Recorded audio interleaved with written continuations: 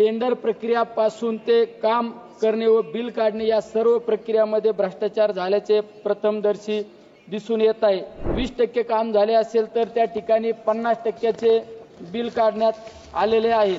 4 फूट खोली अपेक्षित असताना फक्त अर्धा फूट किंवा 1 फुटावर पाईप टाकले गेले आहे। याचे फोटो आणि व्हिडिओ सुद्धा माझ्याकडे या ठिकाणी उपलब्ध आहे। जय शिवराय। माननीय सभापती महोदय, माझ्याकडे जलशक्ती मंत्रालयाच्या नियंत्रणाखाली अनुदान मागण्यावरील चर्चेत बोलण्याची संधी दिल्याबद्दल मी तुमचा व आमच्या पक्ष नेतृत्वाचा आभारी आहे। महात्मा गांधी म्हणाले होते की पाणी हे निसर्गाचे वरदान आहे, ते जपून वापरावे। या धर्तीवर केंद्र सरकारने महत्त्वाकांक्षी योजना जल जीवन मिशन योजना आणली। त्याला भारताचे प्रधानमंत्री यांनी ड्रीम प्रोजेक्ट असे देखील म्हटले होते। जल जीवन मिशन योजनेमध्ये 60% केंद्र व 40% राज्य सरकारचा हिस्सा असतो।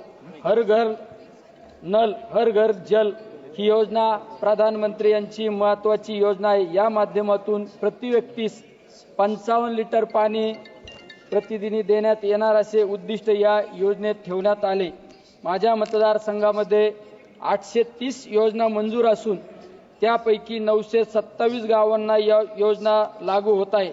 830 योजनांमध्ये 210 योजनांचे काम पूर्ण झाले आहे असे संबंधित अधिकाऱ्यांचे म्हणणे आहे। परंतु वस्तुस्थिती प्रथमदर्शी 50 योजना देखील पूर्ण नाही असे निदर्शनात आले आहे। 830 योजना मंजूर असून त्यासाठी 1338 कोटी रुपये मंजूर झाले आहे।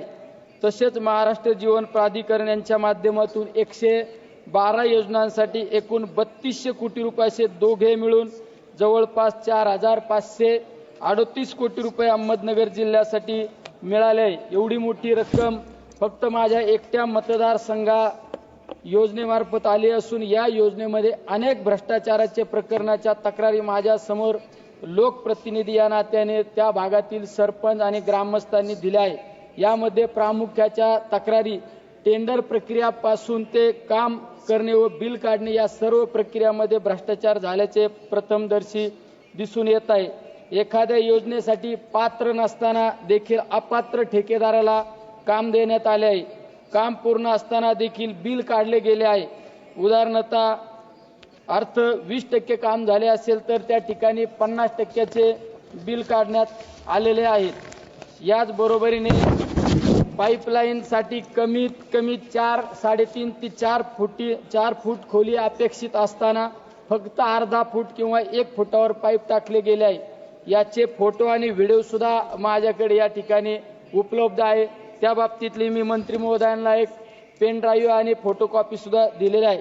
ज्या ठिकाणी मृत जमीन असताना देखील हार्ड ड्रॉपचे बिल काढून शासनाचे जास्तीत जास्त पैसे उकळण्याचे प्रकार झालेले आहेत। योजनेसाठी शासनाने ठरवून दिलेली पाईप खरेदी न करता निकृष्ट दर्जाचे पाईप या योजनेमध्ये खरेदी करून वापरण्यात आल्याचे दिसून येत आहे। यामुळे निकृष्ट दर्जाचे पाईप या योजनेमध्ये वापरले गेल्याचे दिसून येत आहे। कमीत कमी 1 लाख लिटर पाण्याची टाकी मंजूर असताना त्या ठिकाणी फक्त 50 ते 60-70 हजार लिटर पाण्याची टाकी करून 1 लाख लिटर पाण्याच्या टाकीचे बिल काढणे। कामाची मुदत पूर्ण होऊन सुद्धा योजना अपूर्णच आहे। परंतु अशा योजना अपूर्ण ठेवणाऱ्या ठेकेदारांवर कुठल्या प्रकारची कारवाई झालेली दिसून येत नाही। उलट पक्षी ठेकेदाराची बिल मात्र काढण्यात आले। हार्ड ड्रॉपचे रेट जास्त असल्या कारणाने त्या ठिकाणी हार्ड ड्रॉपचे काम दाखवून जास्त बिल अदा करण्यात आलेले आहे।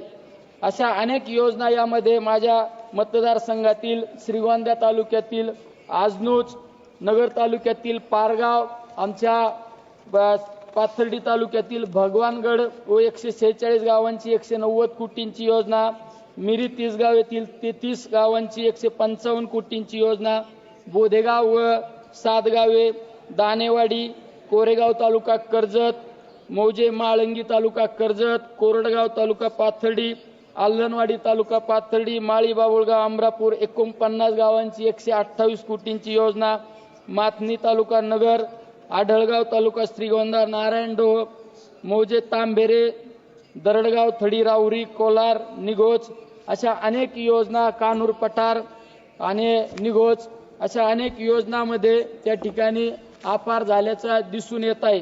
माझ्या मतदारसंघामध्ये जिल्हा परिषदेच्या माध्यमातून आम्ही माहिती घेतल्यानंतर त्या ठिकाणी फक्त 18 गावं पूर्ण असल्याची माहिती समोर आलेली आहे। फक्त अधिकाऱ्यांना पाठीशी घालण्याचा अधिकारी आणि ठेकेदारांना पाठीशी घालण्याचा प्रकार या ठिकाणी चालू आहे। जिल्हा परिषदेने अहमदनगर या जिल्ह्यामध्ये 2025 मध्ये 84 कोटींची तरतूद केलेली आहे।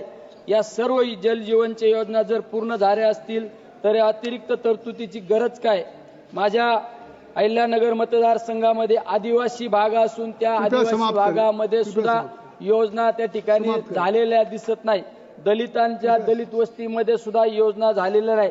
तरी माझी मागणी एकच आहे की माझ्या अहिल्यानगर लोकसभेचा लोकप्रतिनिधी म्हणून मी जलशक्ती मंत्र्यांना CR पाटील साहेबांकडे नम्र विनंती करतो की पंतप्रधान महोदय नरेंद्र मोदी साहेबांच्या या स्वप्नपूर्ती योजनेसाठी केंद्र सरकारच्या जल जीवन मिशन योजनेचे डायरेक्टर लेवलच्या अधिकाऱ्याखाली केंद्रीय स्तरीय चौकशी लावून संबंधित भ्रष्ट शासकीय अधिकारी त्यांना तात्काळ सस्पेंड करून फौजदारी गुन्हा दाखल करावा। त्याचबरोबरीने त्या ठेकेदारांना ब्लॅकलिस्ट करावा अशी माझी मागणी आहे। मला बोलण्याची संधी दिली त्याबद्दल धन्यवाद। जय शिवराय।